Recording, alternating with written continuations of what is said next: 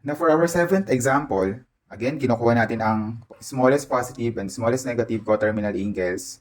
So for our next example, we have negative 390 degrees. This time, it is a negative angle and it is greater than 360 degrees.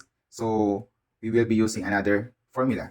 For this one, so this is the formula that we are using. We will be using. So we have if negative theta is greater than 360 degrees, our smallest positive coterminal angle will be negative theta plus 360k, and Sn or the smallest negative is negative theta plus 360k.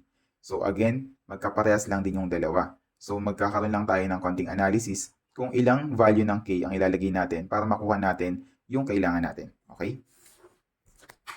So we have SP muna tayo. SP is equal to negative theta plus 360k. Yan. And that is equal to negative 390 degrees plus 360 times what value of k?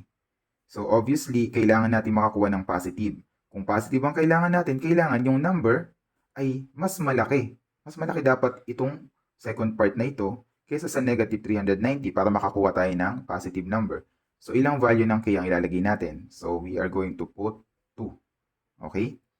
Kasi para maging positive yung maging sagot natin. So we have negative 390 plus 360 times 2 is 720 degrees, and that will be equal to 720 minus 290. That's equal to positive 430 degrees. For the smallest negative coterminal, Sn is equal to theta, negative theta, plus 360k is equal to negative 390 plus 360 times what value of k? Kailangan nating makakuha ng negative na sagot. So kung negative, meron tayong negative 390 rito, anong magiging value ng k para ang magiging sagot natin dito? Anong value ng k yung pwede mong i-multiply sa 360 para yung sagot niya lower than 390? Okay? So isa lang. So 1. So negative 390 plus 360. So that will be negative 30 degrees. And this is our smallest coterminal, smallest negative coterminal angle.